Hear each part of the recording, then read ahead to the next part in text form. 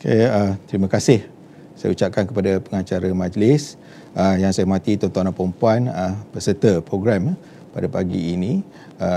Pada pagi ini izinkan saya perkenalkan diri saya. Nama saya Nur Zahmara bin Muhammad Noor, Ketua Penolong Pengarah Kanan di bahagian subsidi dan bekalan Kementerian Perdagangan Dalam Negeri dan Hal Ehwal Pengguna.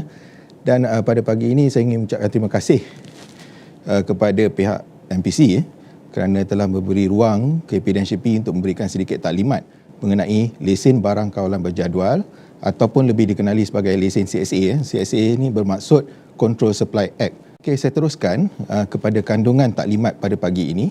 Pada pagi ini saya akan cuba menjawab soalan dan tema yang telah diberikan daripada MPC kepada kami, iaitu apa yang anda perlu tahu mengenai pelesenan CSA. So, saya cuba rangkakan taklimat saya pada pagi ini meliputi perkara-perkara yang pada kami rasa anda semua perlu tahulah mengenai pelesenan CSA, yang meliputi rasional dan punca kuasa pelesenan CSA, mengapa pelesenan CSA, punca kuasa pelesenan, barang kawalan, apa itu barang kawalan dan juga barang kawalan berjadual, kategori barang kawalan berjadual dan juga urusan permohonan lesen CSA. Yang ini meliputilah carta ahli permohonan, dokumen yang diperlukan mengikut kategori, fee pelesenan dan kos pematuhan yang terlibat mengikut kategori-kategori yang telah ditetapkan.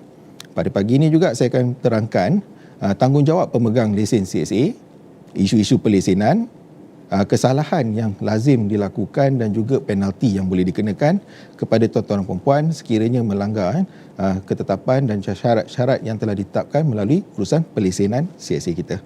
Okey, seterusnya, mengapa pelesenan CSA? Mengapa pelesenan CSA ini? Apa tujuannya? Ialah pertamanya adalah membolehkan kerajaan mengawal bekalan barang keperluan asas di dalam negara. Ini meliputi kita mewujudkan satu rekod daftar pemain industri yang terlibat dalam urus niaga barang kawalan itu. Ini membolehkan kita ada rekod-rekod yang terperinci, siapa yang meniaga barang-barang kawalan ini, meliputi juga rekod kuantiti pengeluaran dan simpanan barang kawalan pada satu-satu masa. Selain daripada itu, melalui pelesenan CSA, kerajaan boleh menetapkan satu kualiti dan standard yang ditetapkan kepada barang kawalan ini. Dan ia meliputi kawalan untuk mengeksport barang kawalan keluar daripada negara kita. Oleh itu kita boleh mengawal bekalan yang barang-barang kawalan ini yang supaya ada di dalam negara sahaja. Seterusnya, melalui pelesenan CSA, kita boleh mengelakkan, kerajaan boleh mengelakkan manipulasi oleh pihak yang tidak bertanggungjawab berhubung dengan barang kawalan. Ini termasuk melalui pelesenan CSA, kuasa itu sendiri ada untuk melaksanakan pemeriksaan bekalan oleh kita punya oleh pegawai penguatkuasa seluruh negara. Melalui pelesenan CSA juga boleh memastikan barang kawalan dijual dengan segera, memastikan barang kawalan tidak disimpan untuk manipulasi harga, iaitu hoarding, dan membolehkan kementerian ataupun pengawal bekalan menjualkan barang kawalan tersebut kepada pengguna bagi pihak peniaga-peniaga yang enggan menjual. Secara keseluruhan, pelesenan CSA ini adalah satu mekanisme penting untuk perlindungan kepada pengguna dan rakyat Malaysia secara amnya. Saya akan jelaskan, ini adalah punca kuasa bagi kementerian melaksanakan pelesenan antara akta yang berkaitan atau peraturan-peraturan yang dirujuk bagi membolehkan kementerian melaksanakan pelesenan, termasuklah Akta Kawalan Bekalan 1961 atau lebih dikenal lagi sebagai Akta 122, Akta Kemajuan Petroleum 1974, Akta 144. Akta Kemajuan Petroleum 1974 ini mempunyai perhubungan untuk tujuan pelesenan. Dan seterusnya adalah Akta Kawalan Harga dan Anti Pencatutan 2011, Akta 723, iaitu bagi menentukan harga-harga jualan barang kawalan. Dan seterusnya adalah Peraturan-Peraturan Kawalan Bekalan 1974, iaitu merupakan peraturan subsidiari di bawah Akta Kawalan Bekalan 1961, Peraturan-Peraturan Kawalan Bekalan Ayam 1996, iaitu peraturan yang spesifik diwujudkan bagi kawalan ayam, dan seterusnya Peraturan-Peraturan Kawalan Bekalan Larangan Ekspor 2011 ataupun PUA 86/2011. Yang ini bertujuan untuk mengawal item-item yang dibenarkan ekspor keluar daripada negara. Seterusnya saya akan jelaskan apa yang dimaksudkan dengan barang kawalan dan apa bezanya dengan barang kawalan berjadual. Yang pertama adalah mengenai barang kawalan, iaitu barang kawalan sepanjang masa meliputi 50 item. Barang-barang ini adalah barang-barang yang diwatakan sebagai barang kawalan di bawah Seksyen 5 Akta Kawalan Bekalan 1961. Apabila tuan-tuan berniaga nanti, sila pastikan dan beri tumpuan kepada 50 item barang-barangan ini yang mana penguatkuasa boleh memeriksa bekalan apabila diperlukan. Ini termasuk memasuki premis dan memohon maklumat daripada tuan-tuan dan puan-puan. Okey, sekiranya barangan tersebut tidak disenaraikan di dalam senarai barang kawalan berjadual, maka item-item ini tidak memerlukan lesen CSA. Tetapi seperti saya nyatakan tadi, ia akan penguatkuasa boleh memeriksa item-item ini di premis tuan-tuan dan puan-puan. Apakah barangannya? Mari kita lihat. Senarai barang kawalan sepanjang masa meliputi 50 item. Yang pertamanya adalah kayu getah.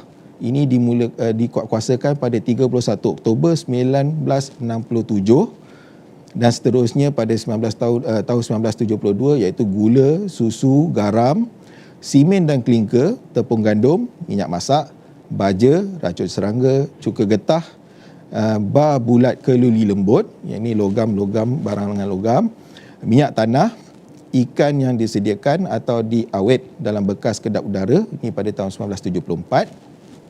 Seterusnya adalah beras, iaitu di kawasan Sabah sahaja, padi untuk di Sabah sahaja. 16 adalah petrol, spirit motor, gasolin motor bagi semua grade. Diesel, gas petroleum cecair LPG, roti semua jenis, minyak bahan api. Nombor 21 adalah ayam, sama ada segar, disejukkan atau dibekukan. Ini pada tahun 1996 apabila Malaysia menghadapi krisis harga ayam. Kita wujudkan, kita kawal ayam. Dan seterusnya 22, topeng muka pembedahan perubatan 1 lapisan gelung telinga, topeng muka pembedahan perubatan 2 lapisan gelung telinga. Seterusnya topeng muka pembedahan perubatan 3 lapisan gelung telinga, gelung kepala, ikatan pada kepala. Nombor 25 adalah topeng muka pembedahan perubatan N95. Yang ini saya rasa pada masa COVID ini adalah barang kawalan yang memang kita kawal sebaiknya lah. Ini diperkenalkan pada tahun 2009 apabila Malaysia menghadapi masalah jerebu ketika itu. Dan seterusnya pada tahun 2018 kerajaan memperkenalkan beberapa barang kawalan baru bagi mengekang kenaikan kos harga barangan lah dan membantu cost of living rakyat Malaysia, termasuklah semua jenis mentega, semua jenis keju, semua jenis margarin, semua jenis minuman kotak atau botol, semua jenis serbuk, penaik dan esen membuat kuih muih dan konveksi, jeli dan agar-agar, daging dan jeruan mentah, segar atau dijeruk, itik dan burung-burung lain, tidak termasuk ayam, telur dan telur diawet, buah-buahan mentah yang diimport segar atau dijeruk, bawang besar dan bawang merah, bawang putih, cili kering, lada hitam dan semua jenis rempah, kelapa sama ada sebiji atau yang diparut, semua jenis kacang pi dan kacang, semua jenis kacang tanah, cendawan dan kulat, minyak sapi, asam jawa, makanan laut dikering atau dijeruk, tepung beras, tepung jagung, tepung beras pulut dan ubi kentang. Ini adalah 50 item barang kawalan yang perlu tuan-tuan dan puan-puan maklum. Sekiranya penguatkuasa datang ke premis tuan-tuan dan puan-puan, tidak ada masalah, sila berikan kerjasama kepada mereka, misalnya memberikan maklumat-maklumat dan juga untuk membenarkan penguatkuasa membuat pemeriksaan di premis tuan-tuan dan puan-puan. Seterusnya adalah barang kawalan berjadual. Ada 12 item di bawah barang kawalan berjadual. Di sini barang kawalan berjadual ini bermaksud apabila item-item tersebut diwartakan sebagai barang kawalan berjadual di bahagian 1 Peraturan-Peraturan Kawalan Bekalan 1974. Untuk makluman tuan-tuan dan puan-puan, sekiranya item ini disenaraikan dengan jadual, maka pihak tuan-tuan dan puan-puan sebelum bolehkan melaksanakan urus niaga perlu mendapatkan lesen CSA, Lesen Control Supply Act, ataupun juga kita panggil lesen barang kawalan berjadual. Okey, mari kita lihat apakah item yang ada di bawah barang kawalan berjadual. kita ada 12 item. Yang pertama adalah tepung gandum, minyak tanah, gula, baja, minyak masak, petrol spirit motor, gasolin motor bagi semua grade, diesel, bar kelili lembut, bar bulat kelili lembut, simen, gas petroleum cecair LPG, roti bagi semua jenis, dan yang terakhir melalui peraturan yang baru pada 1996 adalah ayam sama ada segar, disejuk atau dibekukan.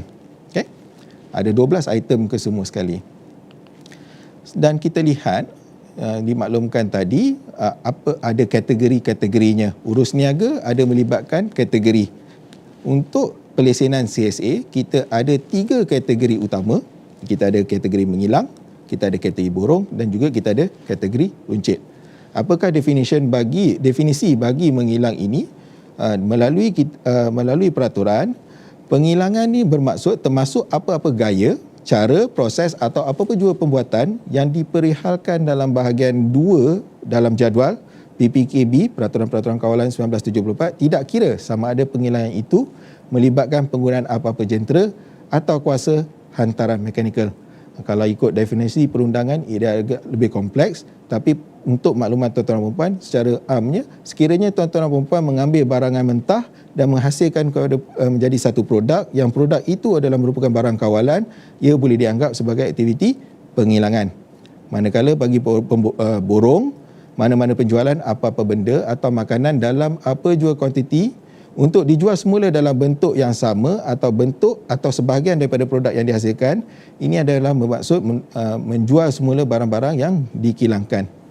Di dalam konteks borong, tuan-tuan dan puan perlu ingat, jualan hanya boleh dibuat kepada peruncit berlesen sahaja dan tidak kepada pengguna akhir.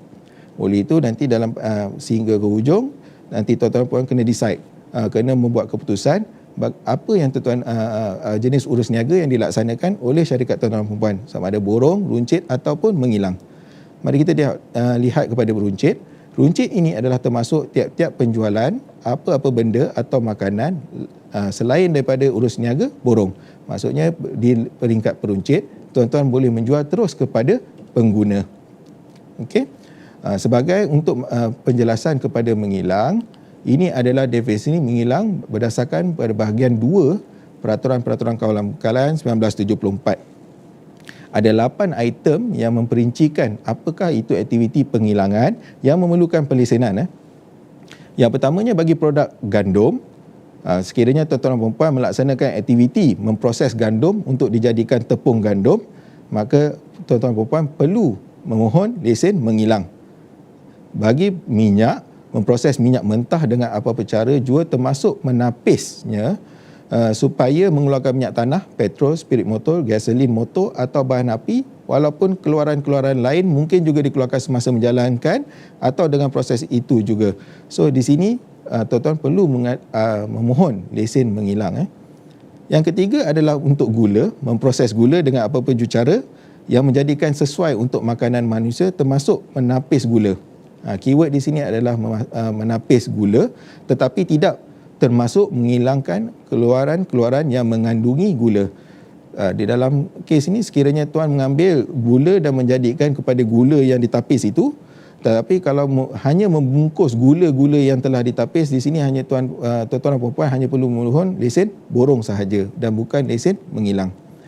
Yang keempat adalah apa-apa jua proses termasuk pengumpulan apa-apa benda yang digunakan sebagai baja kimia. Yang ini bagi baja kimia didapati dikumpulkan tidak kira sama ada keluaran atau benda itu adalah baja kimia semata-mata atau campuran dari 2 atau lebih benda-benda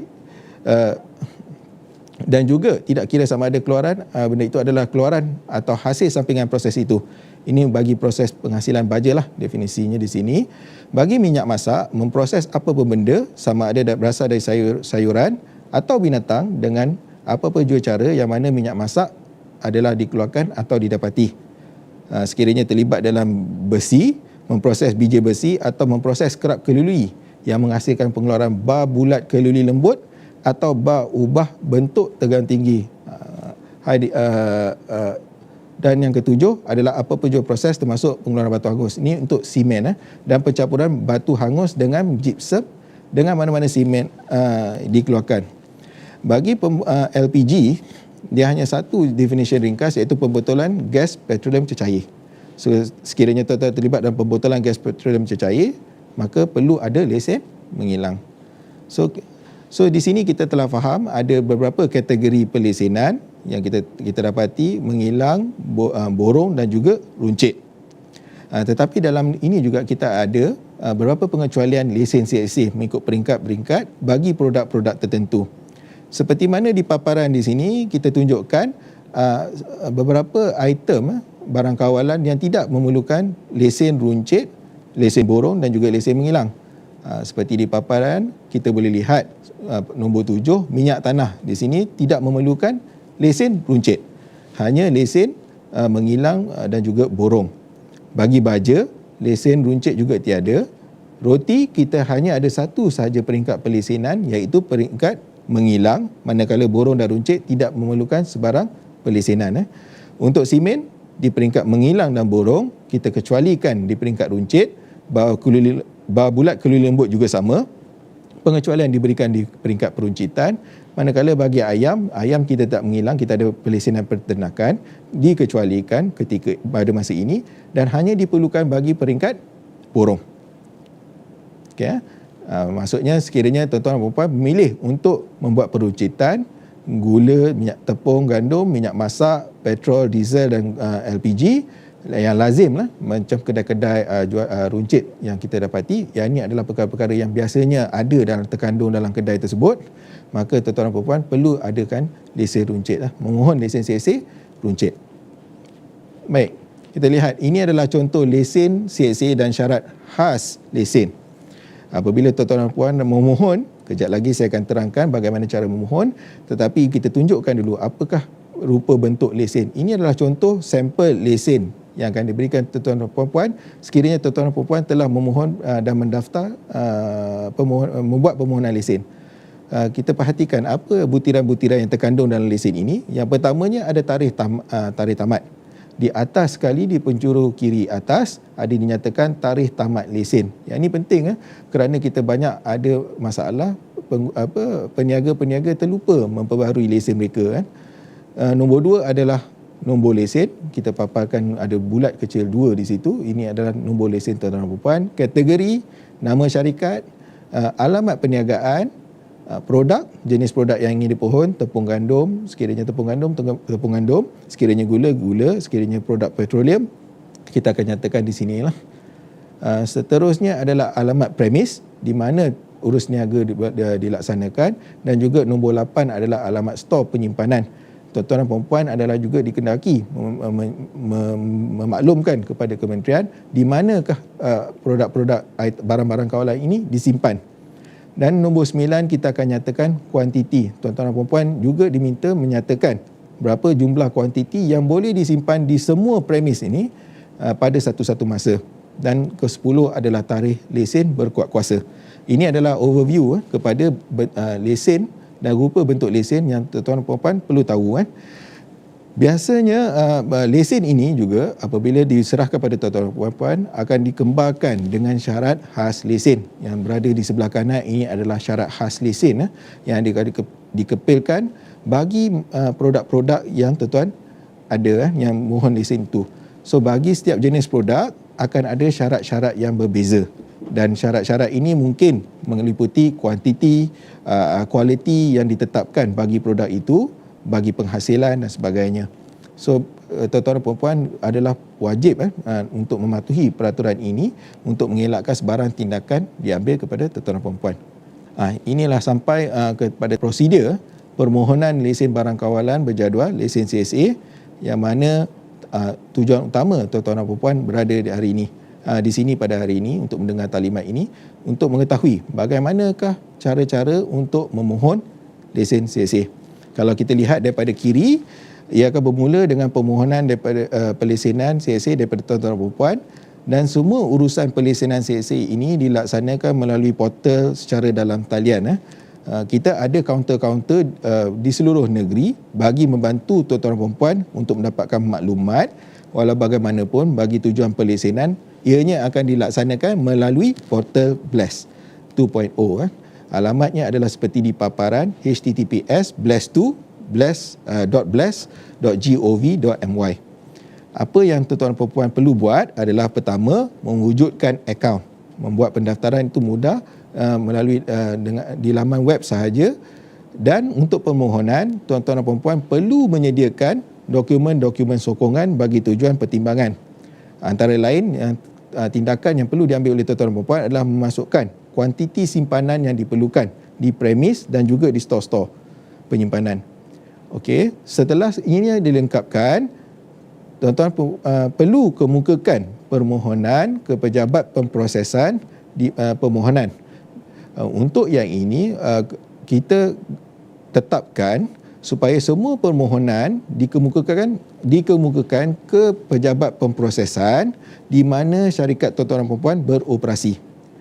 Sekiranya tuan-tuan dan puan berada mempunyai premis di Selangor, sila kemukakan di pejabat pemprosesan di Selangor.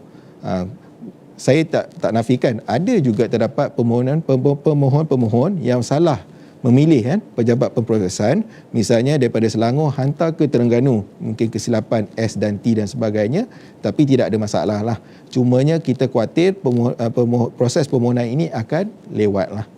Baik. Untuk seterusnya, di peringkat semakan, apabila dokumen-dokumen telah dilengkapkan, tuan dah kemukakan, jangan risau tuan-tuan, dokumen ini kita akan go through sebentar lagi. Apakah tindakan daripada pegawai penyemak?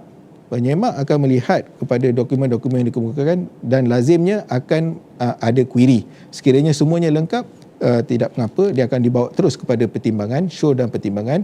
Sekiranya ada keperluan untuk mendapatkan maklumat lanjut daripada tuan-tuan puan, kita akan adakan query, kita akan bertanyalah, tidak perlu risau apa-apa. Query ini hanya untuk bertanya maklumat lanjut, dan sekiranya perlu, ada kalanya kita akan laksanakan pemeriksaan kepada premis. Ini untuk mendapatkan pengesahan di manakah barang-barang itu akan disimpan. Misalnya bagi produk-produk yang berbahaya seperti LPG dan sebagainya, ada kalanya kita akan melihat dengan kita perlu nazir dulu lokasi agar ianya selamat disimpan.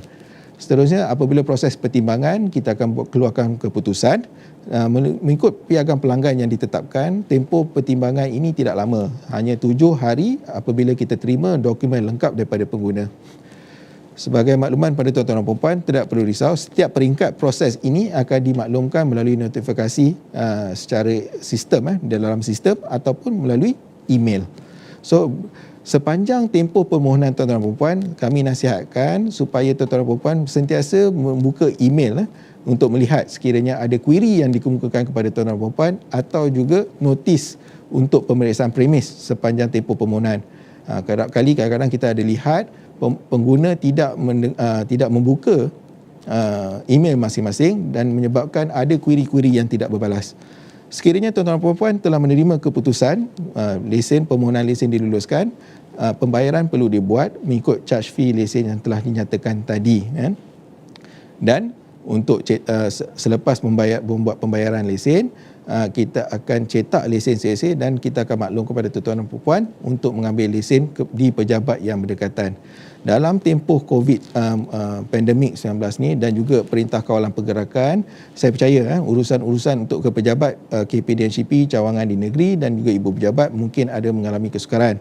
Oleh itu, tuan-tuan dan puan diminta untuk membuat temu janji dahulu sebelum hadir ke pejabat untuk membuat kutipan lesen dan juga pembayaran lesen. Kepada syarat-syarat permohonan lesen mengikut kategori. Di sini seperti menyatakan tadi, tuan-tuan dan puan perlu mengumpulkan dokumen-dokumen untuk tujuan pertimbangan. Apakah dokumen yang diperlukan? Kita lihat di sini untuk kategori lesen CSA ini, menghilang, borong dan runcit, ini adalah dokumen-dokumen yang perlu dikemukakan. Tidak begitu rumit. Tuan-tuan dan puan perlu mengemukakan pendaftaran syarikat, pendaftaran perniagaan dari SSM ataupun SKM, Suruhanjaya Koperasi Malaysia, ataupun sekiranya tuan-tuan dan puan organisasi tuan-tuan dan puan ditubuhkan di bawah dokumen penubuhan di bawah Akta Parlimen atau kementerian masing-masing, dokumen-dokumen ini perlu ditampilkan bersama dalam dokumen permohonan. Antara lain yang diperlukan adalah lesen berniaga, iaitu lesen daripada pihak berkuasa tempatan ataupun majlis, lesen menghilang atau surat pengecualian lesen menghilang daripada MIDA MIDA bagi kategori menghilang, dan juga bersedialah dengan bayaran lesen sebanyak RM50 setahun bagi kategori menghilang. sekiranya tuan-tuan dan puan-puan melaksanakan aktiviti borong, dokumennya sama, pendaftaran syarikat ataupun SKM, koperasi, lesen PBT, cuma di sini kita ada tambahan surat sokongan daripada pembekal. Di sini tuan-tuan dan puan-puan perlu menyertakan di mana sumber bekalan tuan-tuan dan puan-puan. Lazimnya daripada pengilang yang berlesen. Sila sertakan surat sokongan kesediaan pembekal untuk membekalkan bekalan tersebut kepada tuan-tuan dan puan-puan sebagai dokumen sokongan. Dan seterusnya menyediakan bayaran lesen sebanyak RM25 setahun. Okey. Seterusnya saya lihat untuk kategori runcit sama juga, pendaftaran syarikat, lesen daripada PBT, pihak berkuasa tempatan ataupun majlis, surat sokongan daripada pembekal. Ini bagi kali pertama, seperti mana borong juga, pembekal bagi peruncit adalah pemborong-pemborong yang berlesen. Bagi pembaharuan, salinan invoice, resit belian bulanan terakhir juga boleh disertakan sebagai dokumen sokongan. Dan bayaran lesen untuk kategori runcit hanyalah RM10 satu tahun. Di dalam keadaan tertentu, dalam peraturan kawalan bekalan 1974 ada menyatakan syarat, khususnya bagi produk seperti tepung gandum. Sekiranya tuan-tuan perempuan terlibat dalam penggunaan tepung gandum, tuan-tuan perlu untuk kegunaan sendiri, bukan untuk jual semula. Kegunaan sendiri ini misalnya untuk menghasilkan roti, menghasilkan biskut-biskut dan menghasilkan mi, seperti mi dan kuih tiaw. Tuan-tuan perempuan perlu ada permit penggunaan barang-barang ini. Ini tidak susah, hanya perlu membukakan pendaftaran, dokumen pendaftaran dan juga salinan pembekal lesen CSA daripada pembekal yang membekalkan barang-barang tersebut pada tuan-tuan perempuan.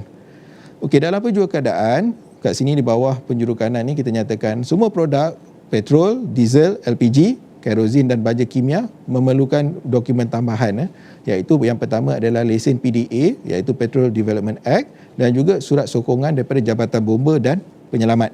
Ini tujuan untuk keselamatan. Okey, ini adalah dokumen-dokumen yang perlu disediakan, dan kita lihat seterusnya adalah mengenai fee. Okey, fee akan dikenakan kepada tuan-tuan mengikut produk, dan juga minimum tempoh bagi satu lesen adalah 1 tahun, dan maksimum bagi tempoh adalah sebanyak 5 tahun. Ini adalah kadar-kadar yang telah ditetapkan. Bagi mengilang, kadar yang charge yang dikenakan bagi lesen mengilang adalah RM50 setiap tahun. Sekiranya 5 tahun, kena kali 5 lah. Bagi borong juga sama, RM25 bagi setiap tahun, dan runcit RM10 bagi setiap tahun. Kalau ikutkan di sini, fee perlesenan CSA adalah antara fee yang dikenakan oleh kerajaan, tapi bukannya lah begitu tinggi, tidak membebankan. Dan kerajaan juga telah membuat bagi sebagai langkah untuk menggalakkan perlesenan ini, bagi barang kawalan berjadual seperti gula, tepung gandum, minyak masak. Di sini kita lihat di situ dinyatakan percuma. Tuan-tuan dan puan-puan hanya perlu mendaftar sahaja dan tiada bayaran dikenakan pada urusan pendaftaran ini. Ini adalah contoh kes pematuhan untuk mendapatkan lesen CSA. Sebagaimana yang kita nyatakan tadi, fee bagi perlesenan CSA tidaklah begitu besar. RM50 bagi mengilang, RM25 bagi peringkat borong, dan RM10 bagi peruncitan. Namun demikian, tuan-tuan dan puan perlu ingat, ada beberapa dokumen yang perlu disertakan bersekali dengan semasa membukakan permohonan, dan dokumen-dokumen yang lain ini, pematuhan dengan agensi-agensi lain ini melibatkan kos tambahan. Di sini kami himpunkanlah antara contoh-contoh produk-produk yang memerlukan perlesenan daripada agensi luar seperti gula, minyak masak dan juga LPG, yang mana mungkin dijadikan sebagai rujukan pada tuan-tuan dan puan untuk mengetahui berapakah jumlah kos sebenar untuk tujuan perlesenan. Harga yang dipaparkan di sini adalah harga anggaran dan estimate harga anggaran yang kita perolehi, dan ianya berbeza-beza mengikut kawasan. Misalnya lesen PBT ini harganya berbeza-beza mengikut negeri masing-masing. So antara yang perlu diberi perhatian apabila tuan-tuan ingin memulakan perniagaan tu, sekiranya di peringkat mengilang dan sebagainya, perlu melihat keperluan-keperluan lesen yang dinyatakan, seperti sijil pendaftaran perniagaan ada melibatkan pendaftaran sehingga RM60 setahun. Lesen mengilang MIDA ataupun surat pengecualian sekiranya ada lesen, ia perlu dikenakan kos banyak RM300. Lesen PBT, kita dapati ada berbeza-beza harganya di antara RM150 hingga ke RM500 dan ia akan berbeza mengikut aktiviti yang didaftarkan. Kan? Seterusnya lesen MPOB, iaitu daripada Lembaga Minyak Sawit Malaysia. Bagi pembungkusan minyak masak, ada lesen yang perlu diambil, dikenakan kos tambahan RM150. Kebenaran PDA, bomba dan juga adalah merupakan antara fee yang kita kena lihat. Di sini adalah untuk rujukan tuan-tuan dan puan, memberikan gambaran lah sebelum, walaupun fee yang dikenakan lesen CXA kita adalah nilainya rendah, tapi ada juga dokumen-dokumen lain dan pematuhan lain yang melibatkan fee yang tuan-tuan dan puan perlu tahu. Ini sebagai gambaran. Sekiranya maklumat dah lengkap, tuan-tuan dan puan dah tahu apa peraturan-peraturan bagaimana nak memohon, fee yang dikenakan, dokumen yang perlu dikemukakan, tuan-tuan dan puan akan diberikan lesen. Sekiranya semuanya dipatuhi, tiada masalah, tuan-tuan dan puan akan dapat lesen CSA lah. Apa tanggungjawab sebagai pemegang lesen CSA ini? Selain daripada syarat khas lesen yang dilampirkan, tuan-tuan akan dapati ada satu lampiran di belakang itu. Selain daripada syarat-syarat itu, tuan-tuan dan puan perlu mematuhi peraturan-peraturan kawalan bekalan dan juga Akta Kawalan Bekalan 1961. Seperti mana ada contoh di sini buku itulah. Tuan-tuan dan puan dinasihatkan cuba mendapatkan buku ini dan memahami peraturan-peraturan yang disyaratkan untuk mengelakkan tindakan diambil ke atas tuan-tuan dan puan. Antara topik-topik atau peraturan-peraturan yang perlu dirujuk termasuklah peraturan 3. Lesen berasingan bagi setiap premis. Sekiranya tuan-tuan dan puan ada 2-3 premis yang berbeza, ketahuilah bahawa setiap premis tersebut hendaklah dilesenkan. Peraturan 7, mempamerkan lesen. Ini juga penting untuk mengelakkan tindakan diambil. Yang ini, dan peraturan 8, jualan oleh pengilang. Tuan-tuan ada peruntukan-peruntukan tertentu yang syarat-syarat tertentu mensyaratkan sekiranya tuan-tuan adalah merupakan pengilang barang kawalan sebelum menutup kilang ataupun kegagalan untuk menghasilkan barang disebabkan oleh apa-apa sebab, misalnya kerosakan pada mesin dan sebagainya, tuan-puan ada tanggungjawab untuk memaklumkan pengawal bekalan dengan seberapa segera untuk kita pantau. Dan juga bagi jualan peraturan 9, jualan oleh pemborong, semua produk barang-barang kawalan ini hendaklah dijual kepada peruncit yang berlesen dengan pada kadar yang segeralah. Tak boleh disimpan, tak boleh disorok.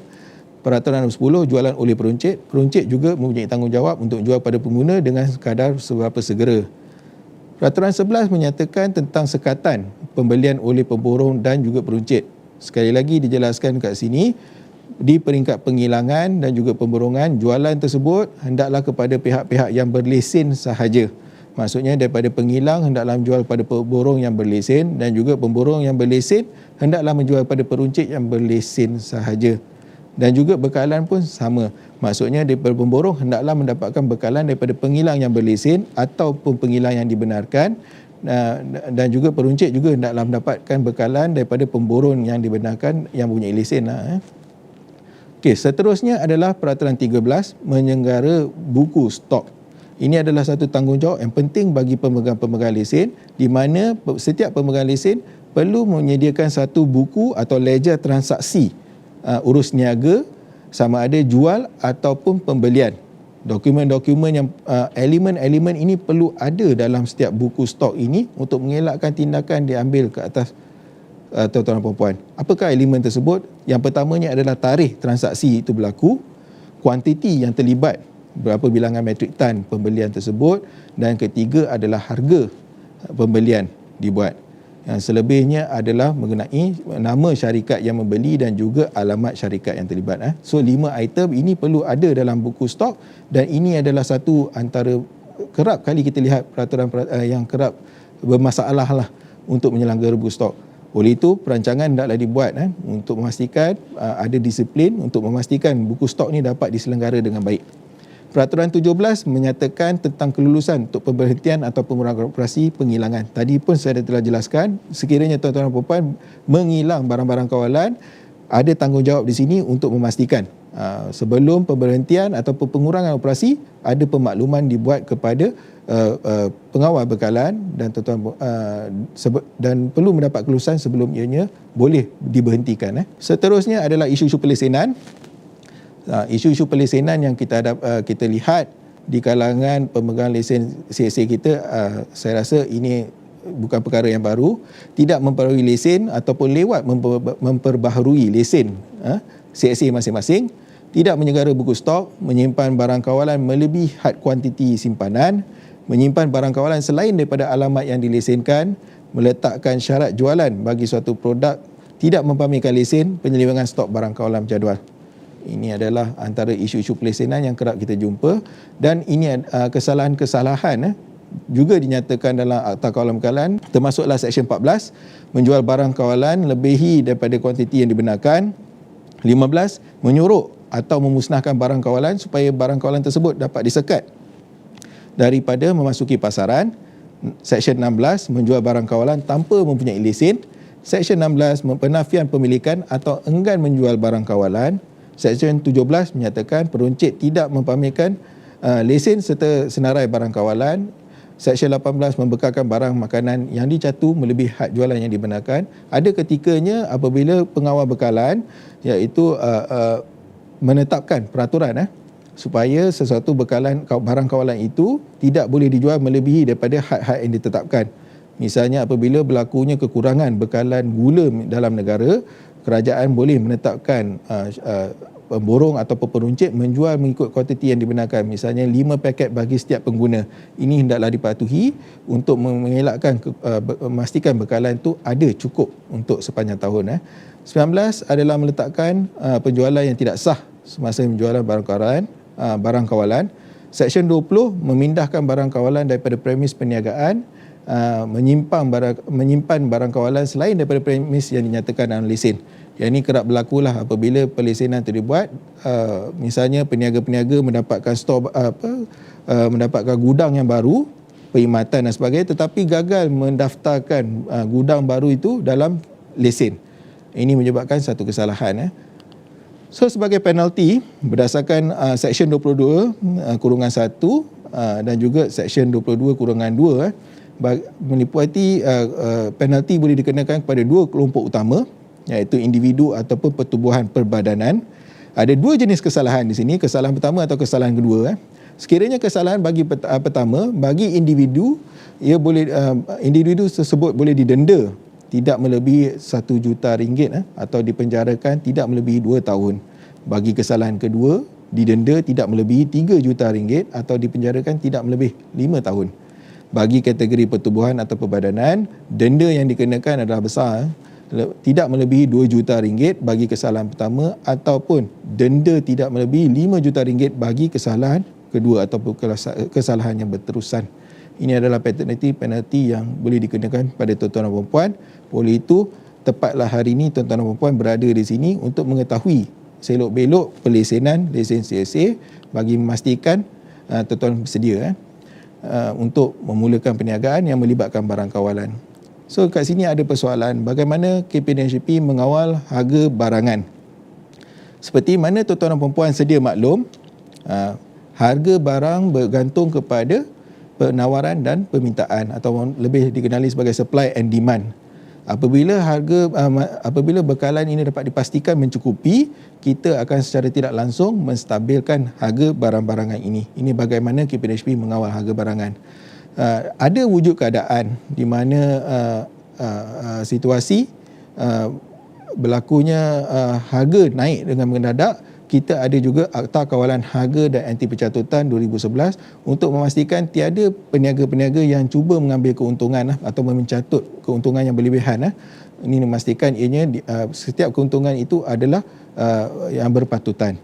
Dan pada musim-musim tertentu, misalnya musim perayaan, kerajaan memperkenalkan skim kawalan harga maksimum musim perayaan yang itu mengawal harga-harga supaya tidak melambung terlalu tinggi dan melalui penetapan harga maksimum bagi barang-barang kawalan. Ini dibuat berdasarkan rundingan bersama pemain industri.